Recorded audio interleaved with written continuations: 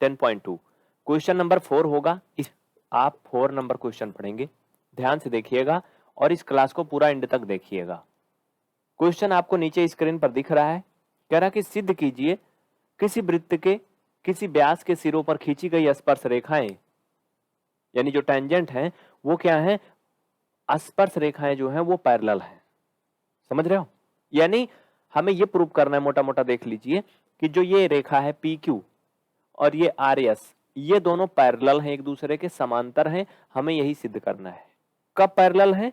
जब कोई एक व्यास हो, जैसे ए बी है, और उसके टच करते हुए ऐसे खींची गई दो रेखाएं हो तो वो समांतर हैं, ये प्रूव करना है। ठीक है, क्वेश्चन में बाकी चीजें नीचे लिखा है, आप उन्हें देख सकते हैं। जो दिया है मैंने उसे लिख दिया जिससे आपका टाइम वेस्ट ना हो। ए बी केंद्र ओ वाले वृत्त का व्यास है।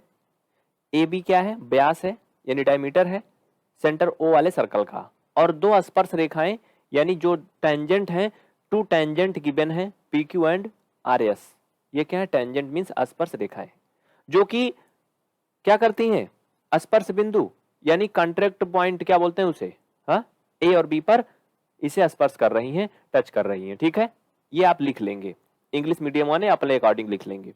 उसके बाद लिखेंगे बेटा, सबसे पहले ये था गिवन, गिवन के बाद अब लिखेंगे प्रूफ। हाँ, मतलब टू प्रूव, यानी टू प्रूव मतलब ज्ञात करना है। इंग्लिश वाले लिख लेंगे टू प्रूव, ज्ञात करना है। क्या ज्ञात करना है? P Q parallel R S, मैं पहले बता दिया हूं। अब नीचे लिखेंगे उत्पत्ति।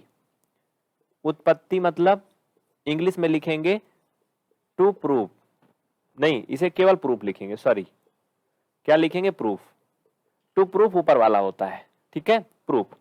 अब क्या करेंगे इसमें? प्रूफ में हम सारी एक्टिविटी जो भी इसमें करेंगे वो दिखाएंगे। ध्यान दीजिए, ओ ए दिख रहा ना वहां पर, ओ ए लंब है पी क्यू पर, बोलो है कि नहीं? ओ ए लंब है पी क्यू पर, भाई सिंपल सा बात है, दिख ही रहा है सबको है। लिख लीजिए ओ ए परपेंडिकुलर पी क्यू, कॉमा लगा के लिखिए ओ बी, ये भी परपेंडिकुलर है उधर वाली रेखा आर एस पर। इसमें कुछ कहना या कुछ बताना नहीं है, दिया है, दिख रहा है। ऐसा क्यों है? इंग्लिश मीडियम वाले लिख ले, radius perpendicular to tangent at point of contract. Radius perpendicular to tangent at point of contract. इसको हिंदी मीडियम वाले कैसे लिखेंगे? ध्यान देना, हिंदी मीडियम वाले लिख लें अपने अकॉर्डिंग। ये जो मैं कहना चाहता था, त्रिज्याएं जो होती हैं वो स्पर्श बिंदु पर स्पर्श रेखा के लंबवत होती हैं।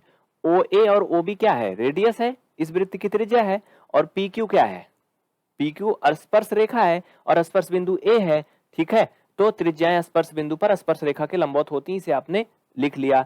अब देखो बाबू, ये दोनों एंगल बराबर हैं आपस में। अगर हम बात करें, ये ओ ए पी और ओ बी एस, ये दोनों बराबर हैं। क्यों बराबर हैं? क्योंकि दोनों 90 अंश का कोण बना रहे हैं।